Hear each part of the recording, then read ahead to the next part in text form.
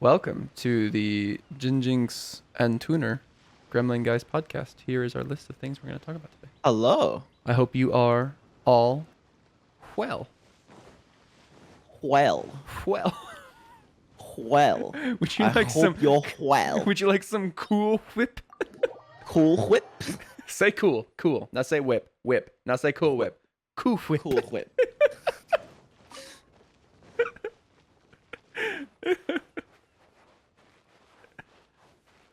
But yeah. Today is what? Saturday, July 10th. Damn. July 10th. July 10th. Oh my. Oh my.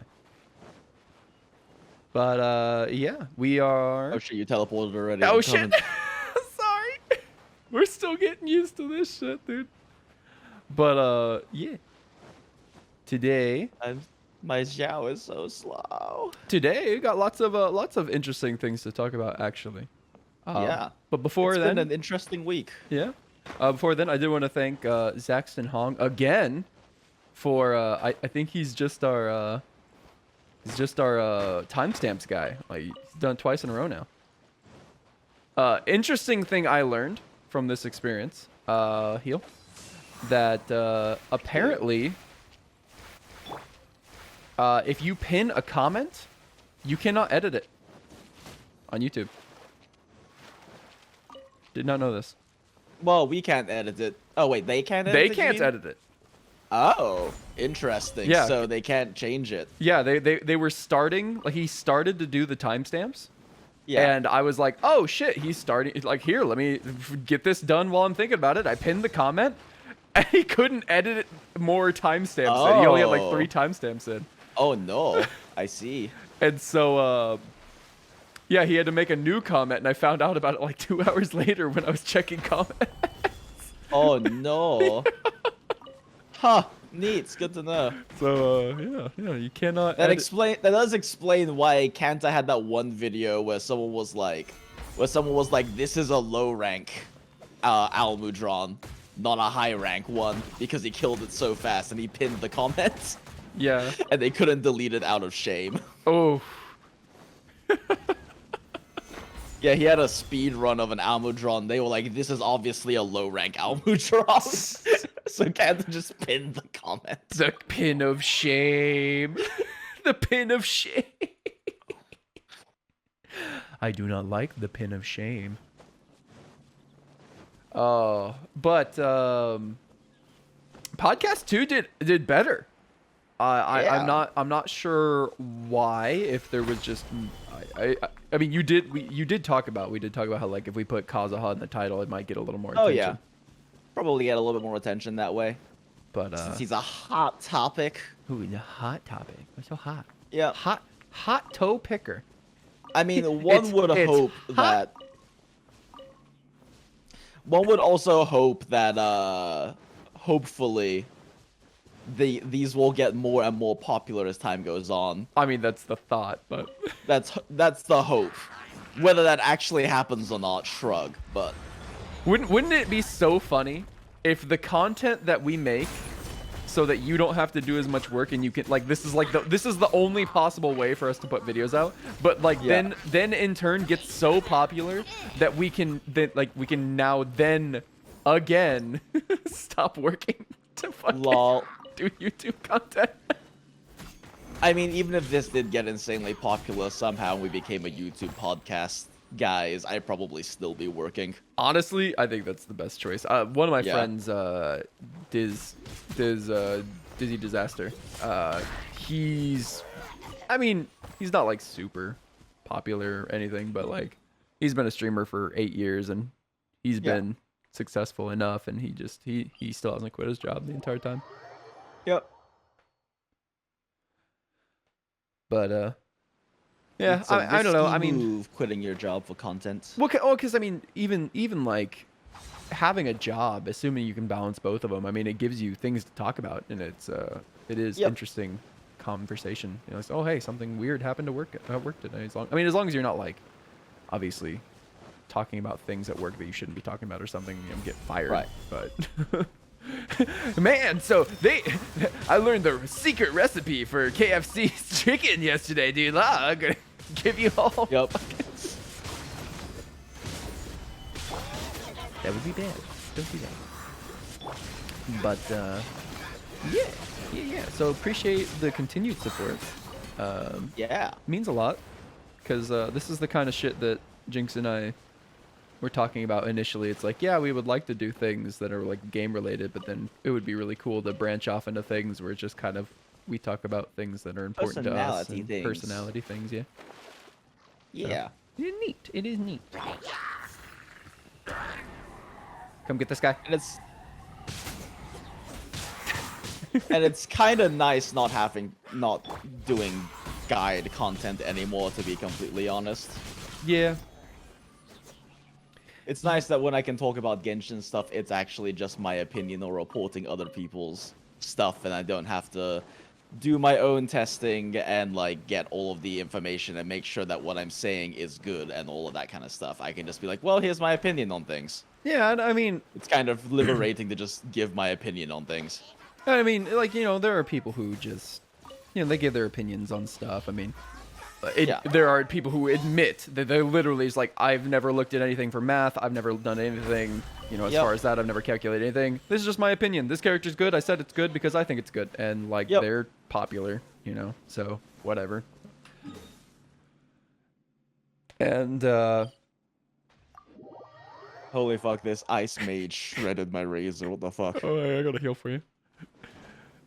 Speaking of, I go to the wrong place. I went to the wrong place, son of a bitch. Yeah. I was gonna say, speaking of, just, you know, people who don't care about math, but,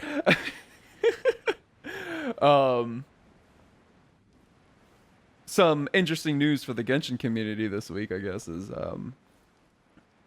there's a bit of a falling out between two really popular content creators, and it appears to me that it is kind of worked in itself into a good direction, which is great. Specifically talking about Tectone, and you know, just want to say, honestly, dude came into my stream, he apologized, he said, you know, what he did was 100% ill intent. He did just want to start some shit, and he was truly sorry for it. And, you know, oh god, we killed him. We didn't even drop him in the water. What the fuck is this? Nope, you were too busy talking about real shit. Yeah, so I just killed him. I just want to say, like, I mean, that did mean a lot to me. It does mean a lot to me that he would do that. Still waiting for him to apologize to you, you know, but. I mean, that for an in-person apology to happen, that would require us to actually schedule a time to be on call with him. So whatever. But yeah, no, I invited him onto one of the podcasts, but okay. He said he said he could come on. It's just he was busy that one day that we were gonna try to do it. Sure. And I didn't catch him today, but no, yeah, he said sorry and stuff, and like we were talking about. I mean, this is not the most unforgivable thing that's ever happened to us. You know, it's like. Oh yeah, for sure. And you know, he's taken a good first step, talking to Dr. K, who is like a therapist for YouTubers and Twitch people and shit like that, and yeah, content creator therapist. And I hope I haven't had a chance to watch it yet or anything, but you know, I hope he learned something from that. Yeah, and I hope it went well. There's really no reason to. It's like I said, you know, somebody with that big of a community, them doing good is amazing for the community. You know, so somebody who can give back to the someone community. Who has the ability to do a lot of good or a lot of damage. It's good that they are trying to do good and better. Right. Exactly. Yeah. So please, if you guys keep them accountable. You know, if you are a Tectone fan, the worst thing you can do as a Tectone fan right now is to say you did nothing wrong, because that you're enabling. Yeah, you're enabling, and you're basically gaslighting him. He needs to be. He is aware that he has made mistakes and needs to work on himself, and he wants to. Yeah, and I just say just the best thing you can do right now is like, man, we are proud of you. We're here for it. Keep it up. That's the best thing you can do, and just keep him accountable. And I hope he's also aware that this whole Dr. K thing is the first step to getting help, but it's only the first step. Yeah. It's still a process. For most people, therapy and self-improvement is a lifelong process. Mm-hmm. Like even though a lot of my issues have been resolved and I have worked on myself a lot, I'm still in therapy and will probably stay in therapy for the rest of my life because maintenance is important. A big problem that you see a lot in therapy and in psychiatric hospitals and shit like that is that when people start feeling better, when they start feeling better, like, oh, I'm feeling better, I don't need my medicine anymore, or I don't need my therapy anymore because I'm feeling better. And it's like, well, dummy, you stopped taking your medicine, so now you're not good anymore. Right. And therapy is in its own way a kind of medicine. Yep. So, and honestly, I wish the stigma about like getting therapy would go away. Oh yeah. Because every single person can use the tools. Every human being should be in therapy at some point in their life. Right. Like you said, because the tools are incredibly handy. Right. And even if you've had like the best life ever, where everything possible went right for you, eventually someday your mom's gonna die, your grandma's gonna die, your beloved pet that you've had for 20 years and took excellent care of is going to die, and you need to have those tools to be able to process the emotions healthfully. Yeah. And it's like, it's not your fault. I mean, it's nothing you did. Just something important to you. Life happens. Life happens. Yeah, life happens. So. Life happens, and there are tools to help us healthfully deal with the things that happen in life in a constructive way that allows us to grow and improve ourselves instead of stifle ourselves or work backwards. Mm-hmm. And everyone should know how to do that. Mm-hmm. And the way you learn how to do that is by going to therapy. Yep. And I mean, there's some free resources like. Oh, yeah, I mean, sure. Obviously keep in mind that it's not tailored to your specific situation, and ideally you would want to try to work through your specific biases and traumas. But, even if it's just YouTube, like, hey, how to learn about, coping mechanisms, what kind of things, I had a bit on this later. That being said, you do want to be careful about unqualified advice because, like, fucking free advice is everywhere, and most of it's shit. Yeah. And at the end of the, like, a big difference between like a counselor and a therapist, for example, is that counselors are not actually qualified to give you like proper advice. Right. They're there to listen and help you work through your stuff, but they don't have these certifications and the training to actually give you proper advice in a safe manner. Right. That's why counselors generally have bachelor's degrees and therapists have to have at minimum a master's and board certifications. Damn, I didn't know I took a master's. Yep. That's actually what Jenny is going back to school for right now, is a master's in clinical mental health counseling. Wow. Which is a therapist's master's, and yeah, you need at least a master's. Wow. Yeah. Well, that actually makes me feel that actually makes me feel a little bit better. It's like, damn, I mean, if you're going to be a therapist, you at least have to have a lot of schooling to do it. Yep, exactly. Minimum master's is needed to be a board certified therapist. Yeah. I was going to talk about this earlier. This is speaking of like, at least in the U.S. I have no idea what it's like in other countries, but true. There's a show right now called Tuca and Birdie. And they had an episode. I think it was the first one of the second season, where it was just like going through. It was really neat because she was like, oh, I need a therapist, and so she was going to different therapists, and it's like, oh yes, I might be the best therapist in the world, but I might not be right for you. Yep, and that's a big thing to keep in mind. Yeah, and it's not a failure of either person. It's just like, two people can be perfectly awesome people, but they just, I don't know, they just don't get along. There's not really anything you do about it. Or. Yep, I mean, at the end of the day, like, part of the difficulty of therapy, too, is just finding a good therapist that you vibe with. Mm-hmm. Because, I mean, for one thing, you have to be able to trust them. Like, you have to be able to trust them, because these are people... If you can't be honest in therapy, it's not gonna work.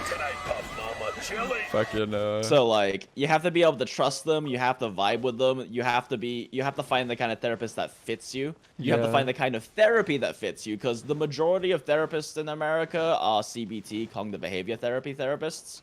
Because I'm not that's gonna make the because joke. that is, yeah, not cock and ball torture. Um, I'm sorry. but cognitive behavior therapy therapists, which is like the tested one that works the best for the majority of people. The problem is it only works the best for the majority of people. A lot of people with like trauma-related disorders, CBT is not effective for them. They need trauma-specific therapy. That is what my wife and I are in therapy for. Is trauma disorder related Yeah. Therapy, which is very different. It's more psychoanalytics than it is like CBT stuff. So one is But, like like- a learned behavior, and one is like a result of an experience. Right. Yes, although I mean some other disorders can still, like, a lot of disorders can root from trauma, and not all of them need trauma specific therapy necessarily. But yeah, point is that there are different therapy styles, and you need to find the one that works well for you.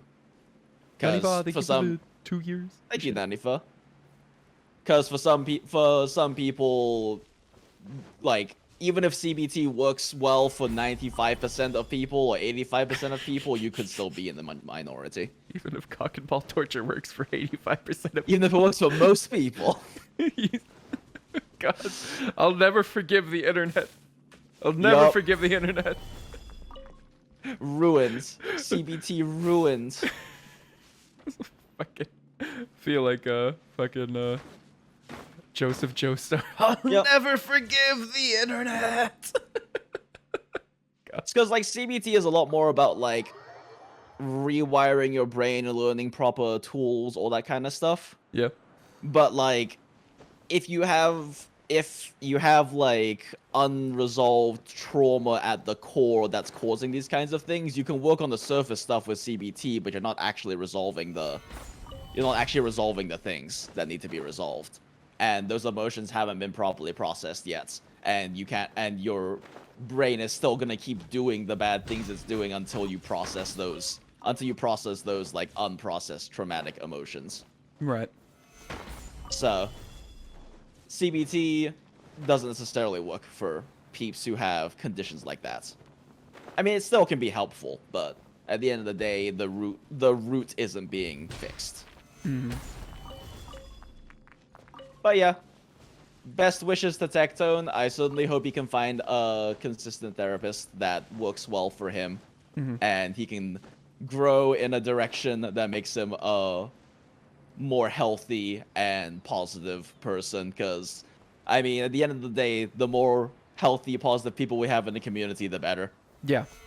And I speaking of just being positive and stuff, I do want to say that I hope, because you know, when you were hearing Tectone talk, he was saying something. He's like, I'm gonna try to be a little more John, a little less Tectone. I hope he does realize that being energetic, being boisterous, being loud, being exaggerative. I don't even know if that's Being a word. hype. And Yeah, being whatnot. hype is not a bad thing. That isn't a bad thing, and that's still very much a positive thing. It's just like the defensiveness and like the attacking people and the non-communication toxicity and the all that kind toxicity of and stuff, stuff like yeah. that. Because, like, you want to look at a person who's basically, all of those things, but just a really positive guy. Look at Tim the Tapman, who is just loud and whatever. And I've even heard people like criticize Tectone for being a Tim the Tapman copy, but I'll be honest, if you're gonna copy anybody, You're gonna copy anyone. why not copy Tim Tim the Tapman, right? Like, ex-social worker Tim the Tapman. yeah, Like, no. So if you're gonna be a fucking copy of any content creator, be a copy of Tim. yes, Tim. Yeah, I remember you linked me that story because you were like, oh, you would like this guy, and I never really watched him before. And I kind of watched his. Was it Esports? Yeah, it was something? like it was the score Esports, Yeah. the story of Tim the Tapman. They did little documentary pieces on content creators and really and cool, dude. Esports pros. Yeah, Really really good guy. I never really watched too much of his content personally, just because I don't really. I he mean, I'm doesn't not really a play- Fortnite guy. I don't care about Fortnite, but from what I've seen of the guy, cool guy, good guy. Yeah. But on the Genshin stuff. Still no Kazuha. We tried today. We tried to roll LOL. today. It was 70, LOL. 73 pity. And people 73 keep pity. tipping money to me. They're like, just roll, just roll. I'm like, it's fine. I've got 10 more days. I should have a roll every 10 day. more days. I'll have like 83 pity. I should be able to get it. I don't need to spend money on this game. After you started doing this too, I actually didn't realize until today that, oh yeah, you get a roll every day from like the free primos. I've never thought about that before. Yeah, it's like 40 plus the 90, and then there's some random primos I can pick up. I still haven't done any of the story quests, and each of those has 20 primos in it. And... Yeah, you don't get quite a full pull a day, but you get close-ish. Yeah, so I don't need to. I'd rather just pay rent and, buy food than whatever. I've got pretty much everything I need from this game, so. Yep. But speaking of this game, 2.0. Ooh. Oh yeah, 2.0. I'm just excited for like more, like I know it's like, oh yeah, more content, but I'm excited to have a full new region to explore. Yeah, I was telling to experience. I feel like we both pretty much agree that like this game is the best when you're like exploring and finding new puzzles. That's why I was really happy about like when Dragonspine came out and the Golden Apple Archipelago came out. I was like, oh man, I have new stuff to explore and puzzles to do and chests to find and all this. And I get to play Breath of the Wild again, but weeb. Breath of the Wild mixed with Tales of series and Star Ocean because of the four player swapping thing. I don't know. Yep. But I mean, like, figuring out how to like relatively lower investment, like clear 9-star clear Abyss and stuff like that, and testing comps and stuff is fun and all. But like, I mean, at this point, with the characters I have, I've tested everything I've tested the comps I'm gonna test basically. So there's not much to do on that end anymore. And with like my limited screen time every day, I kind of don't feel like spending a lot of it testing stuff anyway. Yeah, that's a really, a really good good point. Yeah, when I'm limiting myself to like 2 to 4 hours of screen time a day, I just don't feel like spending it testing stuff anymore. Yeah. No, and I don't blame you. I mean, it's kind of a similar thing as I know people, I mean, I play stuff on Genshin, but I consider this work, and so it's like when I'm done with work, I don't want to do more work. Yep. It's kind of, I was talking about how when you and I talk, I consider that like doing classwork. I'm learning about the comps, learning about the strategies and whatever and like that, and learning about the math and whatnot. And it's like, when I'm done with that, then I stream. It's like I don't want to talk about it. It's like I did my schoolwork at home, teach, or I did my schoolwork at school, teach. Now it's home. I don't want to do homework. Yeah, fair. But yeah, no, and it'll be fun to just explore and have fun and. Yep, and see all the new lore and all the new anime stuff happening. The deep lore. They spent the entire fucking, what's it called?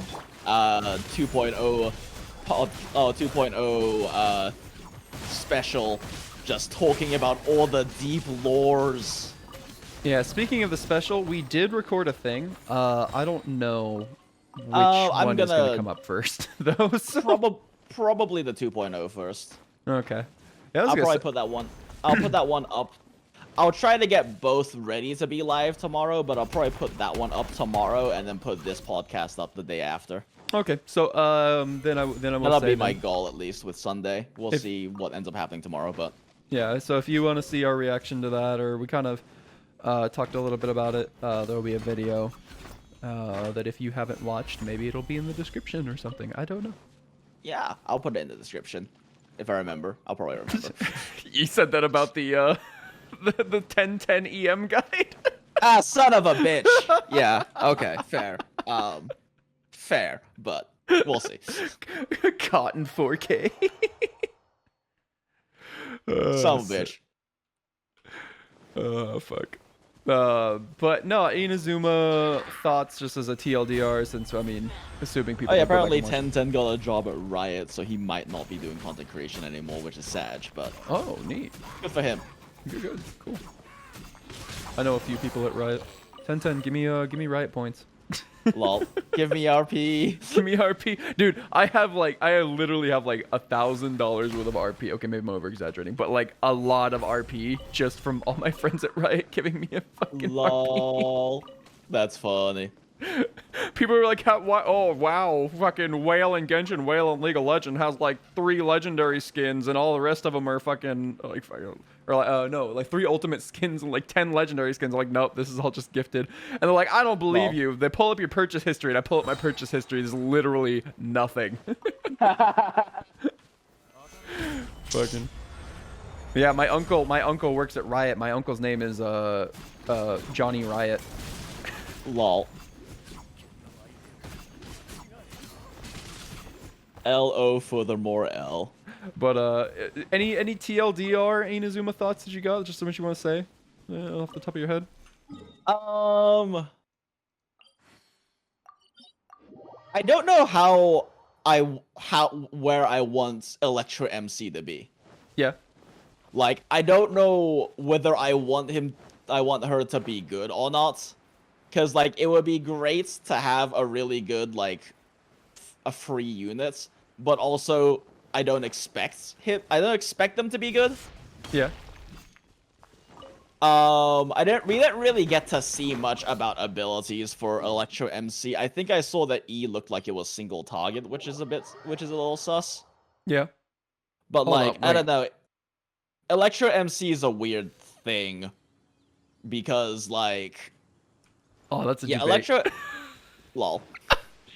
Electro MC is a weird thing because it's like, well, what are they gonna be able to do? Because like VV, like Geo gets crit sharing, gets to be a Geo bat and stuff like that for those kinds of comps. Has high base damage. Yeah. An Animo MC gets to swirl, so you get VV bonus. So they're always gonna be like a free VV support sort of thing with some grouping. Yeah. It's like, what does Electro really... Because, like, the 2 things that Electro does as an element right now is they do transformative reactions, and they're not even... And like, there's literally no EM... There is no Electro character in the game currently that wants to build EM. Right. Because the 2 things they do are base damage and transformative reactions. And every single Electro character right now is on the base damage side of things. Well, look, maybe they're like electricity, power, maybe they help with energy or something. Maybe that. Yeah, maybe they'll be a really good general bat, hopefully. Yeah, maybe Lisa, they'll just really. So like, I've heard about EM Lisa. I don't know. Does EM Lisa actually be trigger? Because the thing is that Lisa's ult is the best, the best aura application ability in the entire game. But but if she's applying aura, she's not the trigger, so her EM doesn't matter. Yeah. So, like, I don't know. I don't know too much about... I've heard about EM Lisa. I have my doubts, but I haven't looked into it. Maybe I should ask Art about it or something. Because I'm sure that there are peeps at Keck Mains who have done some crafting on it. But she should basically not ever be, like... Based on how her ult works, she really shouldn't be trigger, so her EM shouldn't matter. Like, she should be applying a base Electro Aura for, like, Xiangling or Kaya or whoever else to be triggering reactions on. Oh, you need Venti, I believe? Okay, yeah, I can see that. If you have Venti, that's a different story. But anyway, like, the 2 things that Electro units do are, like, transformative reactions, but, like, they have issues with being aura applicators instead of triggers generally. And even when they are trigger, like, Beto in an Electro Charge comp tends to be trigger. Fischl tends to be trigger if you have enough, like, Pyro, whatever else going on as well. But it doesn't really matter because their base ratios are so cracked, it's still just better to build them damage. Like, you can make Beto be the consistent Electro Charge trigger for, like, an Electro Charge team. It's still better just to build her base damage. So, I don't know. We'll see how Electro MC ends up being. Maybe he'll be a good battery. Maybe he'll mechanically work out that he's a consistent trigger, so building him EM actually makes sense. But like right now, the only like transformative reaction EM units really are like swirlers. Like that because of the EM buffs, Animo ended up becoming like the EM machines. Animo like a full EM level 90 Venti is hitting like 5 to 6k per swirl right now. Same with Sucrose. Which is the thing is, swirl is nice because you never have to worry about swirl being trigger. It's always gonna be trigger. So EM is good. But like with electro units, it's just a question of like, are they gonna be trigger or not? I don't know.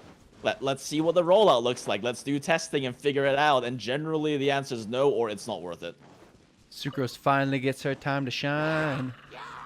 And you also get that really awkward thing with electro where it's like, with Beidou, you apply so much electro so quickly, you tend to be aura. And then, like, you run into this problem where, like, you have to apply infrequently enough that you can actually trigger the reactions so that your EM matters. But then if you're not triggering them frequently enough, like, what's the point of building EM?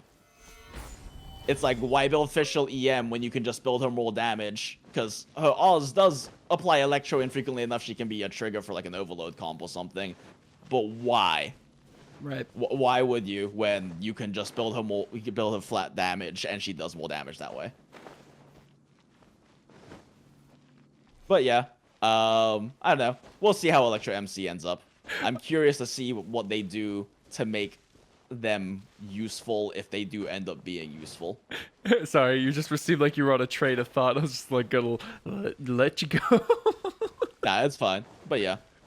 No, yeah. I think a big thing I'm hoping for is that they just end up being a really good battery unit. Yeah. Because that would be neat, would be to have like a free, really good off-type battery unit. Right. No, Like Bennett, yeah. like Bennett carry kind of energy gen sort of thing. I would like it if because my Beidou Kaching. My razor died. Oh no. My Beidou Oh, no. Kaching official So you'll have heal. Lisa My team razor has is funny, 150 but health. Lisa's so clunky. I just wish I could replace her. But hello, Yeah. Jeff. How are you doing today? Yeah, I guess EM Lisa must be, like someone said, it was with Venti, and I could see that because Venti can actually out-aura her ult. With an infused ult, so I could see that working. But yeah, I don't know. That's just Venti being Venti, though. Oh, Zajeff did a cooking stream. Nice. Thank you for the sub, man.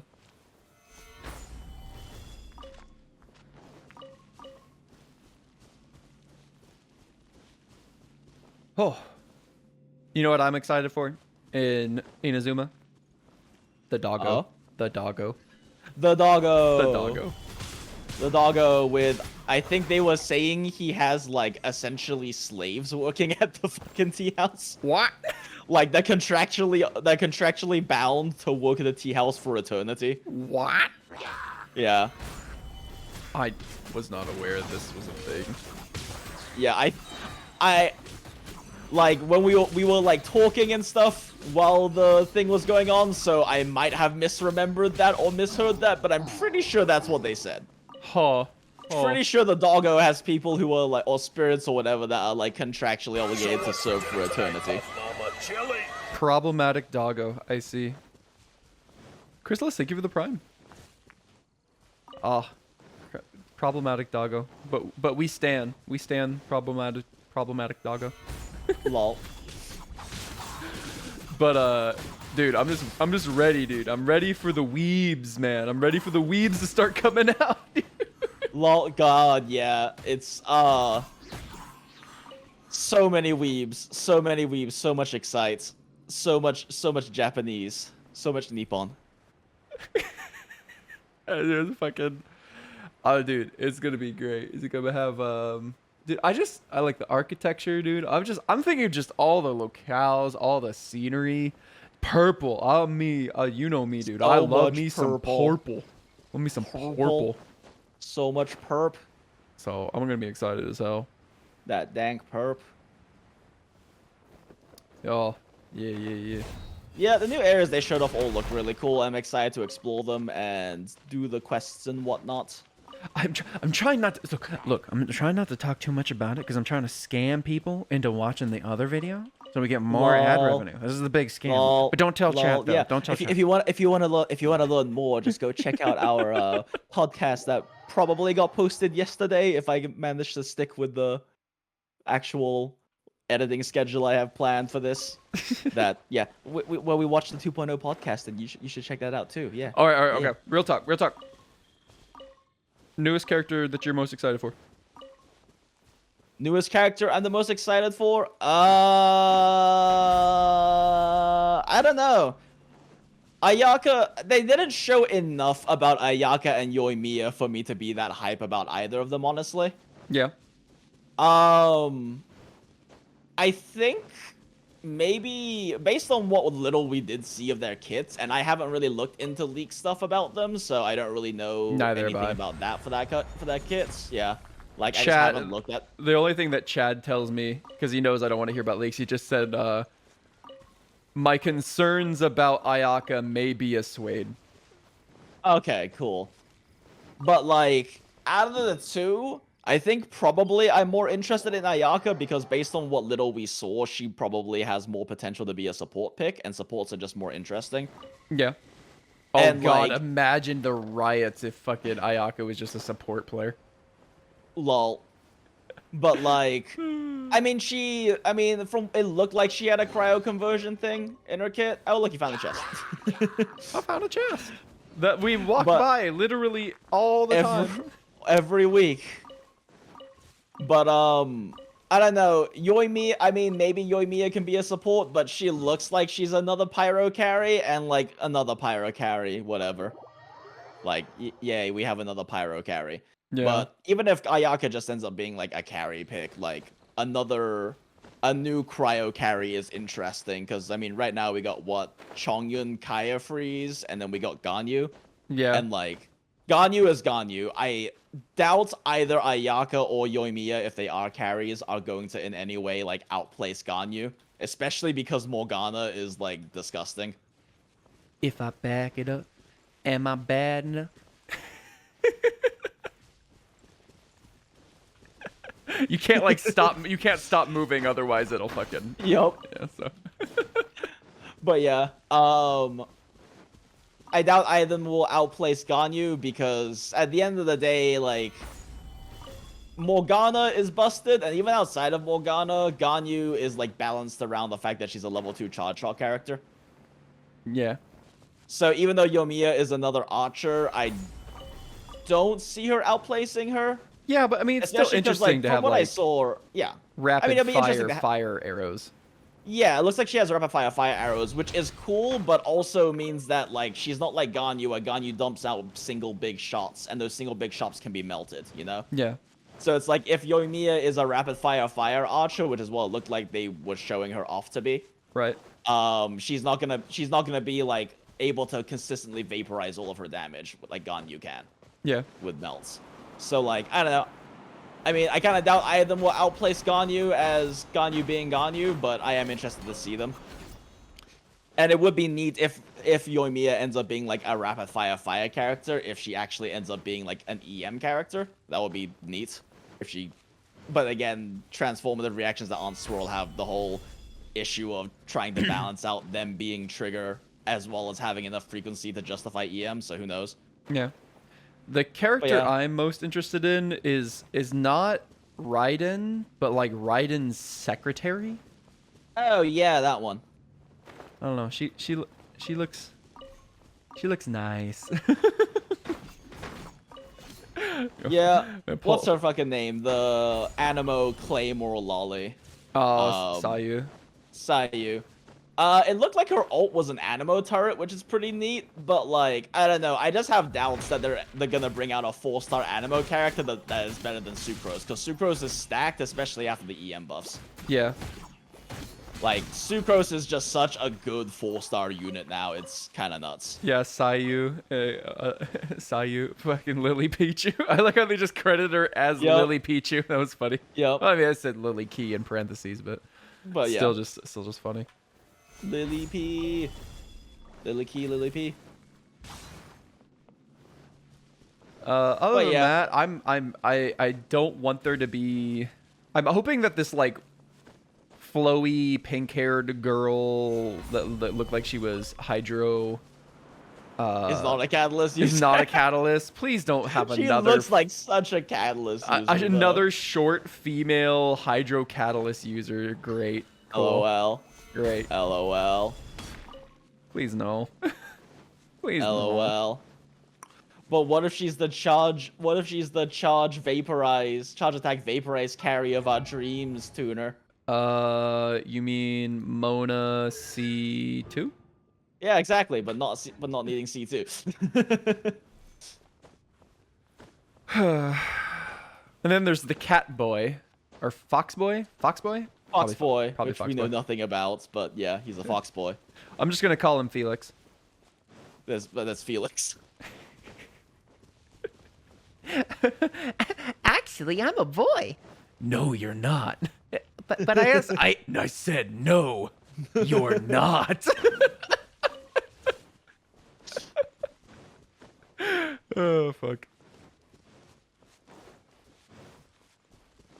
Oh, apparently there was a Geobo guy in the trailer that I somehow missed, according to chat. Apparently the fox boy guy had a bow. I didn't notice. I was too busy staring at his lovely ears. Oh, he's a Geo Archer. Interesting. Okay. Does he just yeet stones at people? I hope so. Is he Hanzo? Is he fucking? Side note: Hanzo's hitbox is still stupid as hell. Yeah, I was about to say, one day we'll have a character that just yeets tree logs at people, like Hanzo. Teleporting to the wrong spot somehow. How? How have we done How? this so many times? Yet we still fuck it up.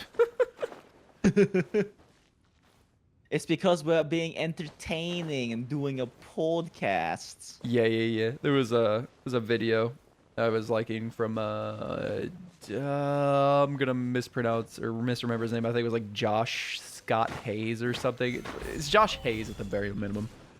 Talking about how people think that streaming is like 50-50 playing the game and talking, but it's more like 70 to 80% talking to people and then like as little as you possibly can into the game. Yep. Which is also part of the reason why there are a lot of like really good players in like League of Legends or Overwatch or Valorant or whatnot who are like, you know, top 500 whatever, like top like Radiant or whatever in the game, and they can barely get any viewers, probably partly because they just aren't as entertaining to watch because they're focusing a lot on the game. Yeah, no, dude, I know people like fucking like Grandmaster in League, like, because you know people like throw their fucking channels into Tyler One's stream to try to get somebody to watch him. Yeah. And they'll like throw it in there, and like you literally look, and they're like full gamer mode, slumped back, don't say a single thing, just like watching the game, and I'm like, okay, you're boring, bye. Like, Yep. yeah, I'm not even gonna say hi, dude. I'm not even gonna say hi. You don't look like you want to talk. Goodbye. Yep.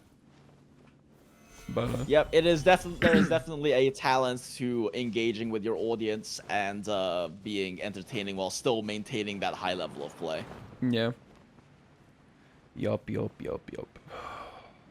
Sponsor segment? Sponsored segments. Sponsored segment. The fans. The fans, y'all are our sponsors. Thank you guys. Thank you to the fans. I'm still amazed that, like, as I said earlier, I'm still amazed that, you know, these podcasts are even hitting kind of okay numbers. Yep. Like, really? What the fuck? It's a little walk in the round money. Little walk in the round money. Little walking around money, you know. Yeah. Yeah, it's just a couple G's. It's just a little walking around money, you know. Well, I mean, if they were hitting a couple of G's, Christ, but no, they aren't. They're not. They are not. Oh my god, no. If they were hitting a couple of G's, they'd be hitting like $1 for every like 10, 20 views, which is like, nah. That CPM would be nuts. Yeah. Oh, no, speaking of sponsored segments and shit, So I have 2 offers on deck right now, for stream stuff. If I do a Valorant stream and a Monster Hunter Stories 2 stream where we hold like 500 people-ish,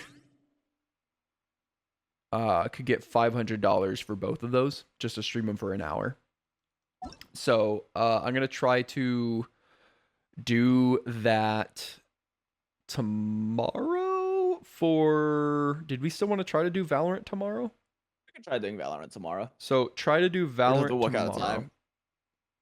And yeah, if you guys could watch that, I'd appreciate it, because that would be a shit ton of money to go towards rent and shit. Yeah, for you just just, an hour, like literally just What? you could throw it on in the background. How You don't many have to people listen. How many people do you need for an hour for that thing? Yeah, well, just show you guys, because I feel like showing is better than telling, so you know at least I'm on the level and legit. Bounty board. Stream Valorant for 1 hour with 550 concurrent viewers. I could get 550. Yeah, 550, and I could get $241. Okay. Same exact thing for Monster Hunter Stories. It's the exact same thing. 550 convert with 240. So if we can do that, I'd be super hype on that. It'd be cheap and easy, lemon squeezy, and we could just do it for an hour and pop off. I mean, I might stick around for a little bit on Monster Hunter Stories, but Valorant, I don't know. I tried it once. It's kind of slow for me. I like to, if I play a game like that, I like to battlefield it up, get a little bit of crazy action, and do some random shit. Valorant's kind of like, stand in this one corner, look at this one pixel. If that pixel changes color, just press your mouse button. Like, Yeah, I was watching an interview with Shazam from Sentinels, who Sentinels basically just won the first like international LAN yeah, in Valorant, and like Shazam is like the CS:GO player, but like their team had like what's his fucking name, Sinatra, the ex MVP from Overwatch, yeah, and like an Apex Legends, I think, was it Dapper, was it ex Apex Legends player, but like they had like a bunch of non CS:GO vets basically on their team, and it was like, oh yeah, these guys don't know how to default. They don't know that sometimes you have to stand over here waiting for other stuff to happen on the map before you do anything. yeah. Because like in Apex and like Overwatch, you're always doing something, right? Like you're always doing something. You're always moving or shooting or doing something. But like in a game like CS:GO and Valorant, there are times where you have to default, where you're pushing multiple sites and poking and prodding, and you just gotta wait 10 seconds or 15 seconds for something else to happen on the other side of the map before you do anything. It's like a chess game. Yup. Your opponent makes moves, you make moves. I'm just bored. Lol. No, yeah, and I know people won't necessarily like Valorant, but do keep in mind it will be Jinx and I playing. I think we'll grab a couple of good friends, and then we'll have probably like Danny or something join in. Yeah, And- Heika can also. Yeah, yeah. Heika is good at doing the Papega strats in Valorant. Yeah, so I mean, at least it'll be like funny for an hour. It won't be any demonstrably good gameplay by any stretch of the imagination, but Lol. I mean, it'll be funny. I don't think it'd be 5v5 pre-made, but it'd probably just be like a We probably 5 won't be stack. able to. Yeah. I don't know if we'll be able to get a full 5, but we'll see. At least 4. And whoever, God help, whoever is our rando 5th. Lol. I'll just play Breach and Flash for you, it's fine. But yeah. No, and then Monster Hunter Stories, I mean, God, I'm pretty sure like it would take an hour to just create the character, but I would play it. I've actually I need a heal. I've heard some people say that one of the reasons why Rise Thank you. perhaps isn't quite as a complete of a game. This isn't my opinion. I'm just paraphrasing some things I've heard on the twit webs. that basically all the attention was given to Stories 2. Yeah, so it seems like. And that is the reason why Rise perhaps isn't quite as I finished of a mean, like, product. I think the big like drawing in the sand for that is just when you look at the roadmaps between the two of them. Yeah, like you look at It's all like these... it's very clear there's a lot more resources going into updates for Stories too. Yeah. And Colv's gonna be in it. You don't get to have her as a Yeah. Monstie. You have to fight her, but I mean, I guess. I would rather have Monstie Colv. I don't want... Giant Mama Cole. I want giant Mama Monstie milkers. Colv. Give me those gold Mama Milkers. What? What? What? What? I mean, yes. Oh, shit. Speaking of games that are coming out, E3 happened. We haven't actually talked about E3. Oh yeah, we haven't talked about the E3 yet. Elden I don't really- Ring is a real game that exists. Yes, Elden Ring, Dark Souls, Breath of the Wild, from what I've heard. Oh my god, dude. I mean, dude, when they announced it, I'm like, oh yeah, Elden Ring's a real thing. Okay, cool. It'll come out in like 2 years. Oh, in 6 months. Oh, Oh, Neat. okay. Neat. oh, I don't I know. can't even see what platforms is it coming out for. Just PS5? I think it's coming out for like everything. But Yeah, because I'll probably just get it on PC. Since Yeah. I don't know. PS5 is like getting a VR headset for me. It's like such a big expense for so few games I want to play. yeah. It's like the same. It's like as much as I would love to do VR chat and stuff like that. Like, am Oh I my really God, gonna dude. be spending Wait, all that imagine money? if we did these podcasts in VR chat. VR chat, lol. Oh, wait, never mind. Hold on, everybody. Please, please. New donation goal.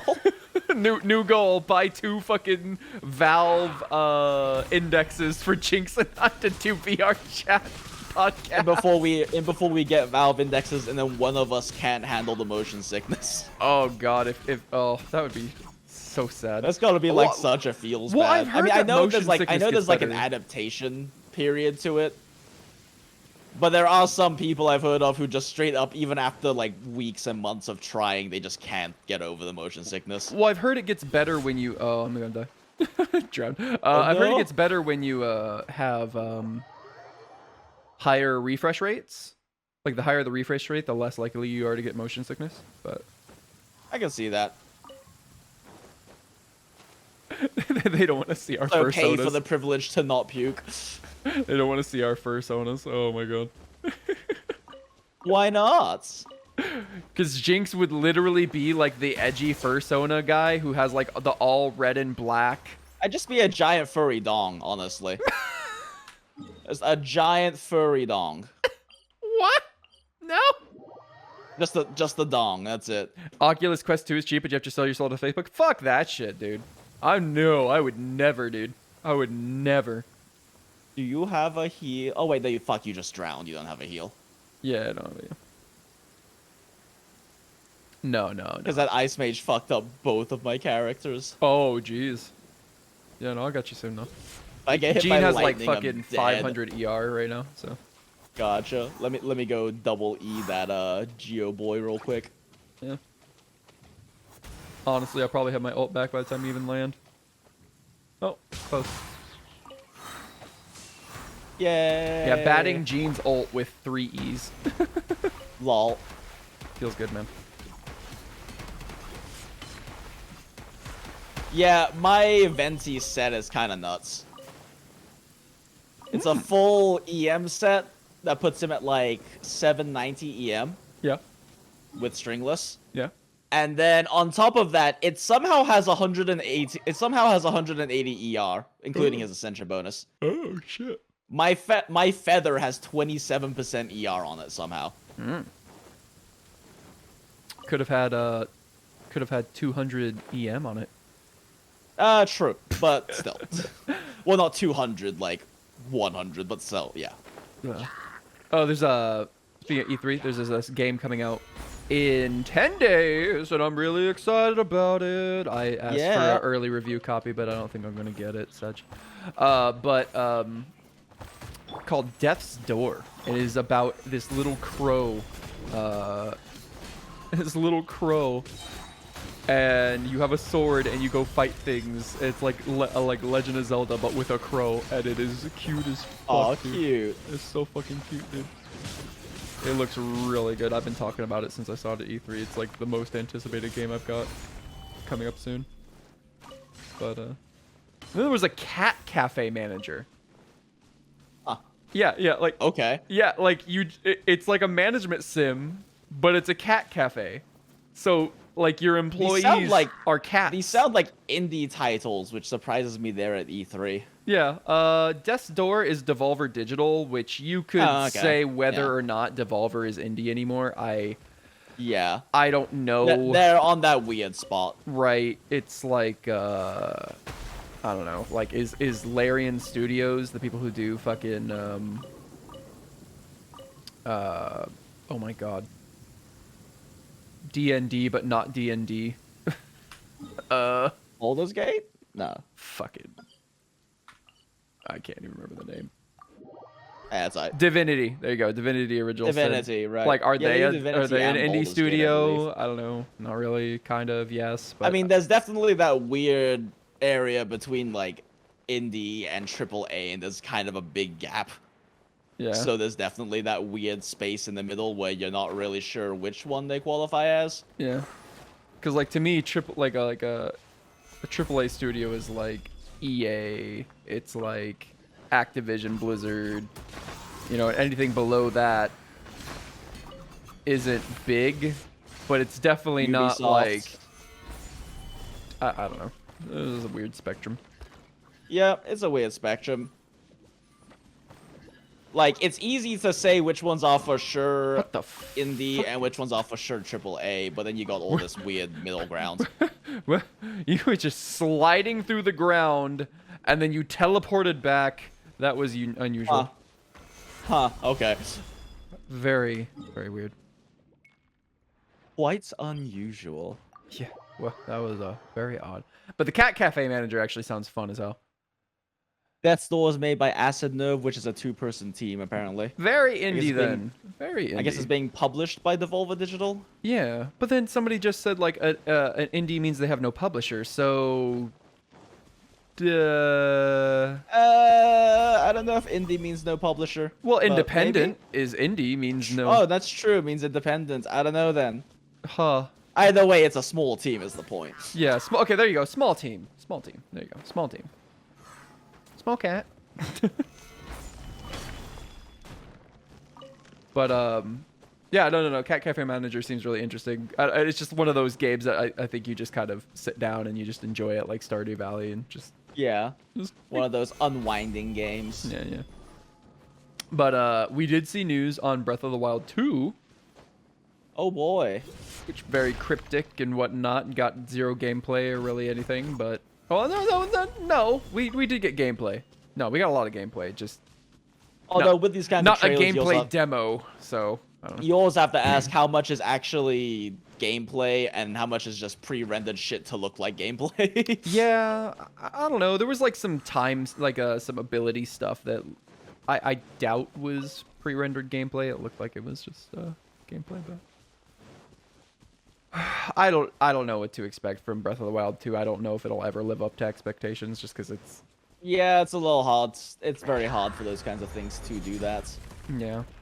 I mean, I don't know if it was still gonna be a Zelda title regardless, so it's gonna succeed. But I don't know if they expected Breath of the Wild to be such a success that it spawned so many copycats like Genshin. I think very much that Breath of the Wild was just a tech demo. Yeah, I think can see that. I think it was just designed as a tech demo to test an engine and like show And off then some just blew the fuck concepts. But and the concepts blew the fuck up. yeah. The climb anywhere, do whatever order you want sort of thing. Yeah. I mean, there's very little actual story. I mean, you could literally just go right to the end boss and just fucking Yep. Nah, it's a game built for speedrunning for sure. yeah. But Metroid Dread looks freaking nutty. I don't know. if you've even heard of this, but they're doing Is another it gonna be an actual Metroidvania Yes. style, or is it gonna be a? Okay, so it's It is actually Metroidvania. They're actually actual going back to roots. 2D Metroidvania sequel. Is like a sequel to Fusion, maybe? I don't know. But this thing looks fucking nuts. It's like Okay. it's got horror elements in it. Like there are unkillable enemies that fucking chase you and insta kill you. Like Oh. yeah, you get like stalked through the entire fucking map. I mean, it is Interesting. weird. Yeah, Metroidvania has always been one of those genres that I really want to be into, but I can't. But I just don't enjoy 2D platforming. Yeah, I know you don't like platforming. You're Like, I wanted so much to like Bloodstained Ritual of the Night, and I just don't like 2D platforming and 2D platforming combat mechanics. yeah, I just don't enjoy playing that. yeah. And like, it's unfortunate because it's a game. I mean, like, I love Dark Souls, and one of the, I'm not sure if I want to say big influences for Dark Souls level design, but definitely one of its progenitors is the Metroidvania style. Mm-hmm. Like Yeah. Dark Souls map design and like progression design is very Metroidvania. But I just me and 2D platformers don't jive. Yeah, I don't enjoy it. I think that's terrible. Like, it sucks because I think you would really like Hollow Knight. Oh yeah, for sure. I tried playing Hollow Knight. I was like, man, me and these game mechanics just do not jive like at all. Yeah, but It's well. unfortunate. Speaking of Hollow Knight, we didn't see anything about the Hollow Knight sequel. Oh no, It doesn't exist. Just stop hoping. It's it's the new Elden it's Ring. never gonna happen. It's never Oh, gonna God. come out. But Elden Ring is gonna come out. Don't give us hope like that, you son of a bitch. Wait, why'd you teleport? We're missing one. Ah, fuck, really? Yeah, come back. There's a teleport right next to it. Yeah. Another indie game I'm kind of looking at. It's by a Russian studio. Looks interesting. It is called Trigon, and it is literally. I played the demo of it. It is literally FTL2, Ah, okay. and I okay. am very excited for that Okay. as a concept. Okay. It's like HD FTL2, and Okay. whoo boy, it was fun. It's Sounds fun. you only sit in the first level, but I mean I don't even know what else to say. It's just FTL2 with like Nice. 3D high def graphics. I mean it was fun. Nice. It was fun. I don't know. FTL, very good series. Not even a series, just the only one game. Very good It, game. I mean, sorry. Makes me why'd I say sad series? they didn't not make a another series. one. Like that's the Yep, tragedy. they It's went not in- a they series, made, goddammit. Yep, they made Into the Breach instead. Which is supposed to be like what, Which- Advance Wars? Someone like that. Yeah, it's like robot. It's like robot isometric combat thing. Which, speaking of Advance Wars, they're making a remake. Wait, really? yeah. Oh god, I dumped so many hours of my childhood into Advance Wars. Yeah, they're making like a remake of Advance Wars, and it's basically the same game but just with like 3D graphics and stuff. In fact, I think Sammy from Advance Wars was where my childhood attraction to redheads started. Mm-hmm.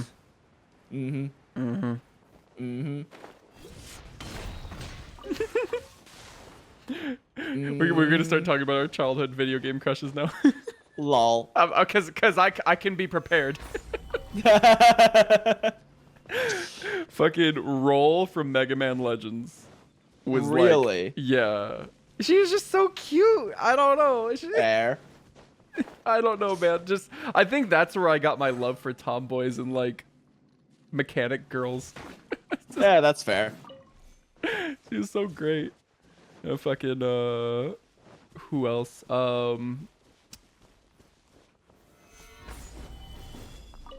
Rose from Legend of Dragoon was probably my first time I ever had an interaction with edgy goth girl. I don't know what my first interaction with a video game edgy goth girl was. Like, I remember being very attracted to Pain from Final Fantasy X too, but I'm pretty sure that wasn't the first time I encountered an edgy goth anime girl. Look, Final Fantasy X-2 was good. Y'all mad? It was good, Why? I think. I don't know. I was a fucking teenager when I played it. I was horny on main, YRP? so. In position. It's showtime, girls. I don't know. I was horny on main when I played it in a teenager, so I don't know how good it actually was and how much was just my libido, but who knows.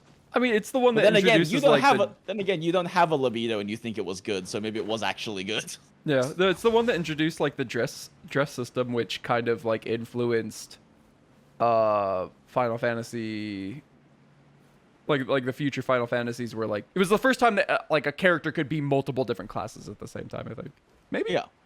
Wait. Maybe. No, Final Yeah, Fantasy Tactics cross-classing. had that. True. Hmm.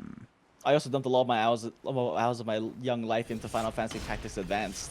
That is also true. That was another game that I played the shit out of when I was a kid. Final Fantasy 3 had that? Shit. I'll be honest. I haven't played FF3 had a job system and so did FF5. Oh, I see. Damn. To be fair though, a lot of those like pre-6 FF6 games are like so underplayed. I feel like they're not in like the popular zeitgeist at all. Yeah, They're just not a part of most collective memory. the first Final Fantasy game I ever played was 10-2. And then I played 8. And then I started 12 and never like I don't even think I got out of the first fucking city. 12 then I was the played- one with like the Western, more realistic style, right? Which one? Was that 12? The one with like the more Western. No, realistic 12 art was style? like What was that one? it's you started in like a desert city and Yeah, that one where it's the desert. Like I don't know, the art style always felt more Western and deserty to me, in terms of like how the models were rendered and everything. I don't know. But yeah, you start like in a desert city and shit, and there's like a bunny girl. Yeah. That yeah, you that's get where on your team. I think that's where they introduced the Vieira. Maybe. Yeah. Well, The- no, I'm sure there were Vieira in previous. I think it's one of those things again where like the early Final Fantasies are just not like in like the popular memory. Huh. I'm pretty sure Vieira were introduced in a much earlier Final Fantasy, but probably. I would be surprised if they weren't. But then I played 13. I don't think I beat it. And then I tried 14 and I like played 12 like halfway and stopped playing. I actually really liked the Gambit system in that game where you basically coded your AI, your teammate's AI. yeah. I thought that was really neat. It was fun to like code my AI to min-max rotations. Yeah, the only Final Fantasy I ever beat. I don't think I've beaten any of them. I was gonna say Final Fantasy 8. I think I got to the end of Final Fantasy 8. I beat 10 too because I was horny on main. And I got to the last level of the one with lightning in it, but I never beat the last level because I got bored. Yeah. No, I just like I don't know. In my opinion, just Legend of Dragoon was just a better game than any Final Fantasy ever made. That's fair. Never played it. But I also have not been into JRPGs since I was a kid. Yeah, I kind of want to play Persona 5, but I don't feel like booting up my PS4. It had a system where like every character had what was called an addition, where it basically put a rhythm game into every time you attacked. So of course I liked it. Oh. Gotcha. Kind of like the early Paper Marios. Yes, but way more complicated. Gotcha.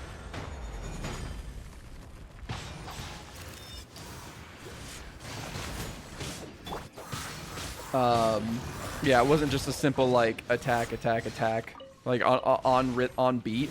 It was like there were attacks where it was like you'd hit squares, or it was like a fucking like X square. Like it switched it up. I'd have to show you. I could show you, but yeah, every attack had the same rhythm. What different button prompts? No. How am I supposed to do this?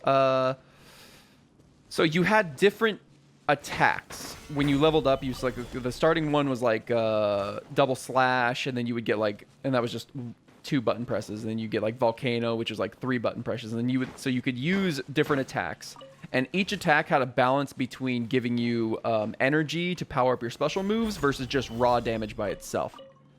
Okay. And each attack, like each named attack, like volcano, double slash, burning rush, etc., etc., etc., they all had their different patterns and rhythms. And to keep that from getting stale, occasionally enemies would counter you in the middle of the attack. So you'd be like pressing your super fast button combo where you're just doing whatever, and then all of a sudden the game would just be like, okay, you're getting countered, and then you had to quickly realize that was happening and then hit square instead of X. And it was just, it was never the same counter every time, so you always had to be paying attention.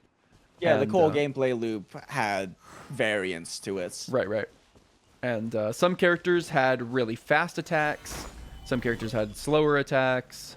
Generally speaking, the more hits that your combo had, the more the more damage it did via the attack, but the less energy it created per hit. Yeah. So like if you were just about getting to your special form, you'd throw up like some few hit attacks and you get like 80 energy for it. Or if you just wanted to bash people out with your main attacks, and you get like the 5-7 hit combo shits. Yeah. But it was really good, really interesting. And honestly, I would love for them to do like a remake or a remaster.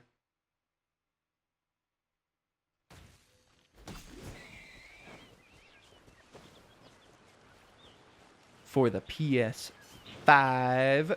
Speaking of which, I got one. Oh yeah, you got a PS5. Yeah, I finally. I would love to play Returnal on my PS5, and now I have one. Yeah, pretty much, dude. So, big thank you to Grey Knight EXE, who fucking apparently is like on his 9th fucking PS5. Just getting them for friends and family. He actually got one for Karina Betker. Oh. Paimon. Oh, really? Yeah. Nice. Yeah. So he hooked me up with one. I drove into Seattle to pick it up. Yeah. Did a little day trip. Did a little impromptu fan meeting in Seattle. Got like 4 people. Nice. And doing Ratchet and Clank right now. We'll probably do Returnal next. I would do Final Fantasy VII Remake, but my friend told me if I played Final Fantasy VII without at least seeing all the cutscenes from the original game, he would personally come and kick me in the balls. Because apparently there's a bunch of things that change in the remake that I wouldn't understand were changed unless I knew previously. So he says you gotta just sit there and play all the cutscenes. At least play the cutscenes. You should play the whole game, but you're godless. Whatever, dude. Whatever. You should at least play the whole 50-hour game. Just but go play the watch full fucking cutscene. 100-hour game. Okay. 50 hours, dude. I fucking wish. I mean, if you speed ran through it, probably. Yeah, but just ignore all the assuming text. assuming you don't read much and you don't do any of the side quests. But Yeah, I hadn't played Final Fantasy VII since I was a kid, so playing Remake, there kept being scenes where I was like, I don't remember if this is how this happened or not. yeah. It's been too long, but I'm pretty sure this is not how this happened the first time. Yeah, and that's what he was saying. Is like, you will just literally not have context to anything. Like, Yeah. do I need context? Yes. Okay. Yes. If you're gonna play this, you're gonna play this right. But no, and I picked up Spider-Man, Miles Morales, that came with because I never even finished the first PS4 Spider-Man, the one that they had. So apparently it came with both. And I was like, all right, cool. So I'll just do a Spider-Man and then do I've heard that the Spider-Man games are good, but Oh, they're really good. Oh, I played that core central movement mechanic is a really strong Yes. tent pole for the game. So. Yes, no, I played the PS4 one. I just never finished it. because I got sidetracked with all of the side quests. Yeah, Going fair. through doing all of like the little find this recipe, find this photo, find this Just outfit. more excuses to web sling around, Yep, basically. pretty much. It's just like I'm just gonna fucking web sling for 5 hours. Oh shit. But yeah, so then I'll do that eventually, and then Ghost of Tsushima is getting a director's cut for the PS5. So for PS5? Nice. I've pre-ordered that and I'll pick that up. I sold all of my fucking basically all of my PS5 and Switch games except for like Persona 5, Smash Bros, Ring Fit, and there was a third one I can't even remember what it was, but I basically just traded them all in and Yeah. just started pre-ordering a couple games. So I've got Ghost of Tsushima and Skyward. I guess that's one nice thing about buying physical copies. You can Yeah. actually trade in games. Yep. So Ghost of Tsushima and Skyward Sword, because I've never played that game. So when that comes out, I'll be doing a stream of Skyward Sword. God, if I could trade in my Steam library, good God. And yeah, that's Yeah. Speaking of Ghost of Tsushima, I was listening to Slightly Something Else, the Escapist podcast. yeah. They're talking about E3 and like they're talking about how I haven't seen much of Ghost of Tsushima or played it, but it does a really strong job with theming and like making the game like just like how Red Dead Redemption 2 does a really good job with theming of making it like, oh, you're a cowboy doing cowboy things. Ghost of Tsushima is very similar. It's like, oh, you're a samurai doing samurai things. There's even a mechanic where you could just go to a stronghold and be like, yo, I want to fight the biggest motherfucker in here. Get out here and fight me. Yeah. You can just skip all of the other base assault stuff and just be like, yo, biggest motherfucker, I'm challenging you to a one-on-one duel. You really feel like a samurai. Yeah. No, that's actually really cool. I've never played Ghost of Yeah. Tsushima. I've heard good things about it. It's just one of those games that's just like, it's a good example of what Yahtzee calls spunk goggle wee wee, but it's still spunk. Oh wait, no. Spunk goggle wee wee is shooters. What does he call that one? Jiminy Cockthroat.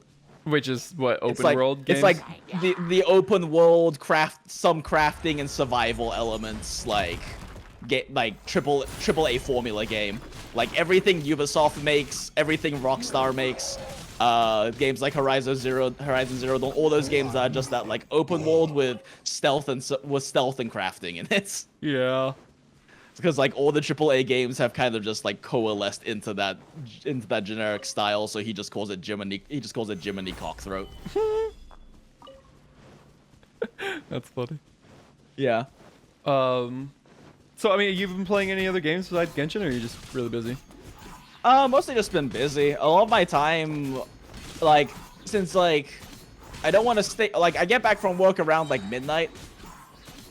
And then I do like 5 minutes of like burning some resin stuff just so I don't overcap on resin in Genshin. Yeah. And I'll normally have dinner and hang out with Jenny for a bit if she's still awake and stuff. So like I don't want to be staying up until like 2:33 in the morning, so I don't really play much. I just like have been watching YouTube stuff lately. Been catching up on Shroud stuff just because I enjoy watching Shroud. And catching up on some of the Score Esports stuff. I'm not really super into esports, but I like catching up on like, it used to be Overwatch esports, now it's Valorant esports every like few weeks or whatever. Yeah. It was actually a really crazy thing that happened in Valorant esports recently. Because they just had their first international LAN, because they finally could have an actual LAN tournament. Yeah. In Iceland. And so, Team Sentinels, which is the team that got famous because it had Sinatra on it, Right. who was, you know, the MVP at Overwatch World Championship, whatever thing. Oh shit, I teleported the wrong spot, 1 sec. But so, Sinatra has had a scandal where his ex-girlfriend claims he sexually abused her, and so he got suspended, Right. basically. Right. And that's being investigated right now. And he got suspended. Like, he was benched, but then he got suspended by Riot from Valorant play because he apparently did not cooperate fully with the investigation properly. Right. So he's got a 6-month suspension, and so this happened like a day and a half before they started the Masters series for the international LAN. Right. Like a day and a half before they had to start playing. So they were scrambling to find a replacement.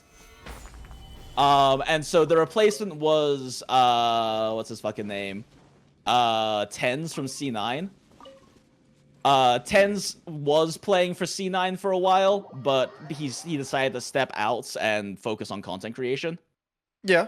And people would joke that C9 was called Tens and Friends because he was basically the hyper carry for the team.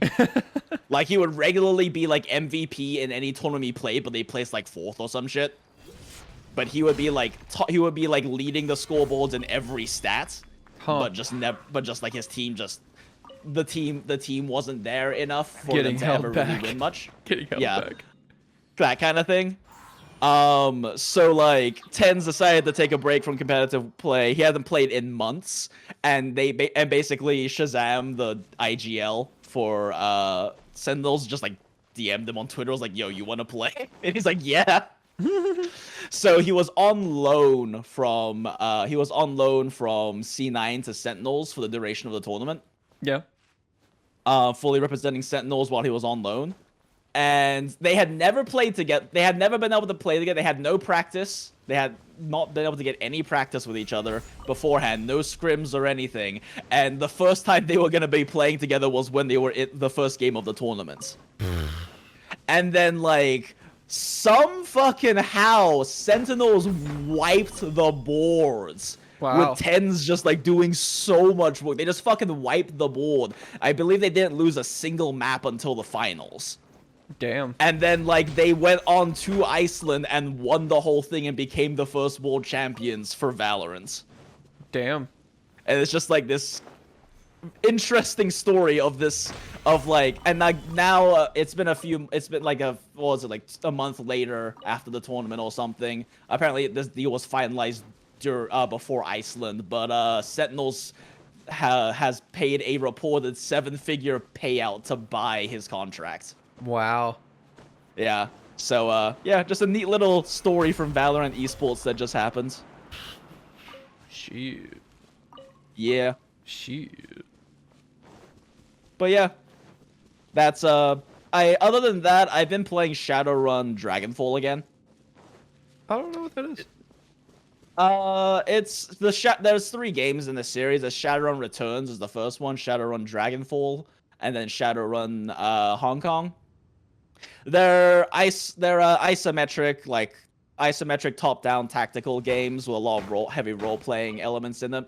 They're based on the Shadowrun game system, which is a tabletop gaming system like D&D. Oh. But what's interesting about Shadowrun is both a cyberpunk dystopian future setting that also has magic in it. So it's set in like 2050 something or whatever. Okay. But magic came back in like the early 2000s or whatever, sometime around then.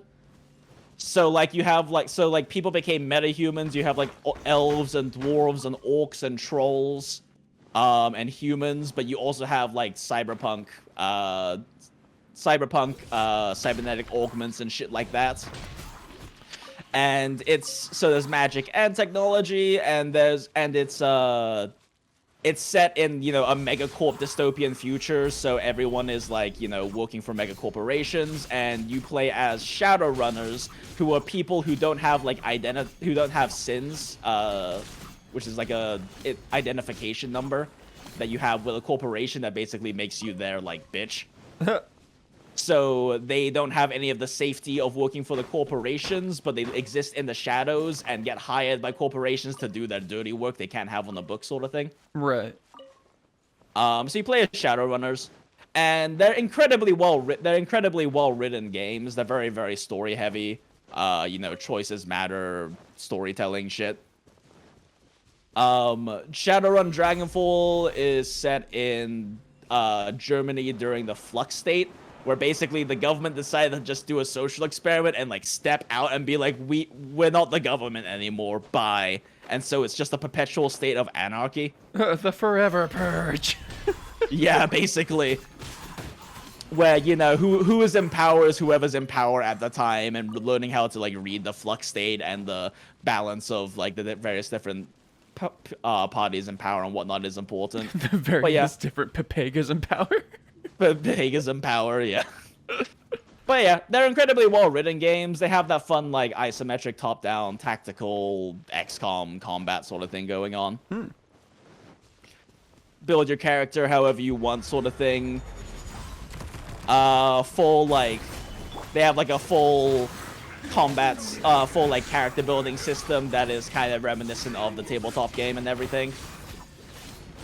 But yeah, I don't know, they're fun games, and they fit really well into, like, my 2 hour of screen time at a time schedule. Because basically, I can do, like, a single run.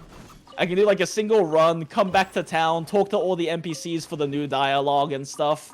And then that'll be, like, basically 2 hours, and I just dip. And then next time I'm playing, I just go and do another run, talk to the NPCs again, dip. Fits nicely. Nice. Speaking of a game you liked playing that you might want to play again, they really teased Outer Worlds 2 Oh, okay. at E3. No gameplay or anything. It's just like a title card, but It's like, hey, this is coming. Still, I enjoyed Outer Worlds a lot. It's a good game. Wait, that's the one made by Obsidian, right? right. Yeah, the guys, the team that does everything Bethesda does, but better. Yep. But with depth and with character and story depth and being well written and being less buggy. Games Yeah, I've been I playing. think I heard, wasn't Obsidian also working on like a fantasy RPG or something? Yeah, they were. Because Elder Scrolls 6 is never coming out, so they might as well make a better one. Fuck. God.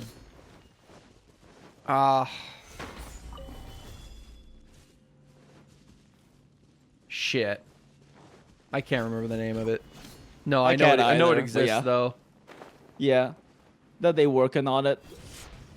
And Obsidian's one of those studios that I'm just like, anything they put out's Avowed. probably gonna be good. Avowed. thank you. Avowed, yeah. Yeah. Yeah. But yeah, it's just one of those studios that I'm like, anything they put out's gonna be good, I'll play it. Yeah. So my games I've been playing, a lot less fun, more grindy bullshit. I fucking tried to level up a character in Burning Crusade Classic. Oh yeah. World of Warcraft. Yeah, unfortunately, I'm not super jazzed about it, but Yeah, I that's don't part know, of the thing with like Monster Hunter Rise, like I was talking to you about, where I'm just like, I don't really feel like playing these grindy games anymore because I just don't really have the time for it. yeah. I'd rather play something that gives me a lot of bang for my buck in the 2 hours I'm playing. Yeah, so I played World of Warcraft for the first time in Kata, and that game just respects your time a little bit more, I think. It just fucking, like... I mean, dude, I remember I was trying to do one quest, and I was grinding on these mobs for, like, 30 minutes to get 5 drops. Like, Yeah. that is a ridiculous thing to have happen to me. Kata was just like... Is Classic worse about it, or is it just like this is just what it more- used to be. Yeah. But I don't know. Apparently I've still got Final Fantasy 4. I thought I was gonna drop Final Fantasy 14 just because like every time I come back, like nobody plays it, nobody Yeah. I know plays it, and I'm just walking around doing things by myself, and there's no interaction. Like at least in at least in Burning Crusade Classic, like people will stop by, they'll request to group up with you and do shit, and like they'll buff you and stuff, so you get like some interaction and shit. But in Final Fantasy 14, you're literally just doing nothing by yourself all day. And Yeah, I can see that. I was like, just gonna drop it, but apparently I accidentally had it on auto renew, so I've actually got another month of it. Lol. I don't know what I'm gonna do with that, but Oh man. Subscription model video games. I forgot those were a thing. yo, I don't know. Everybody, like every time I talk about World of Warcraft, people are just like, "Oh, you should try playing Final Fantasy," and then I come play Final Fantasy, and it's like a ghost town. It's just weird.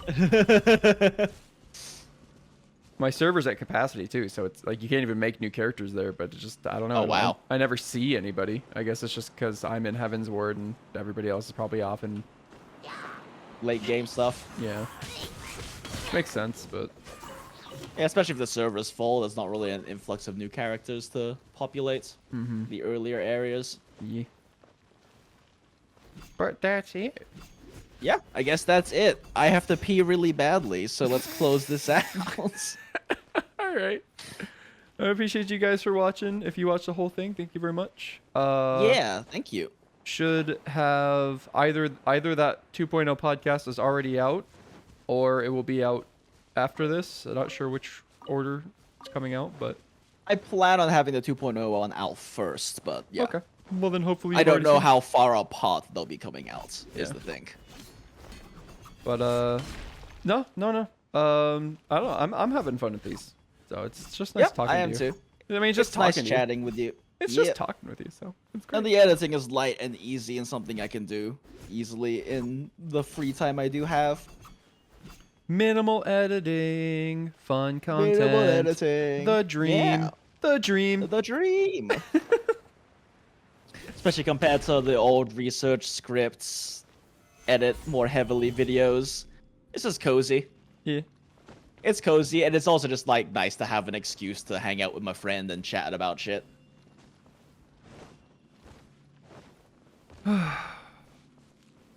All right, but yeah, I guess that is it for the podcast.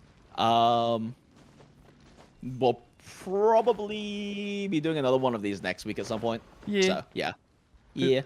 Sometime next We week. still only got I got like 2/3 of the way down through our list, so we gotta add some more topics for the next one, I guess. Yeah, we got stuff we've been watching. We still haven't talked about Yeah. Rick and Morty or Tuca and Birdie. True. That's True. that's that one I want to keep getting to and just keep fucking. I put it at the end of the list. I should put it at the Actually, beginning. still haven't seen a new season of Tuca and Birdie. Maybe Jay and I should watch that next. Yeah. We need to watch it. The fucking I don't know. It's really good. It's just this nice like introspective thing. Yeah. It does a lot of things really well. Really well. Yeah. But we can talk about that. Definitely have to check it out. But all right, man. Okay. All right. Bye. Bye. Okay, well that's the end of the YouTube recording, but technically it was still here. Yeah. Anyway, I'm gonna 141. go pee. 141. Or 151. 51. I'll write it. 151. Cool. All right. Cool. Guess I'll be hopping off then. Okay. On with the rest of your stream. Bye, chat.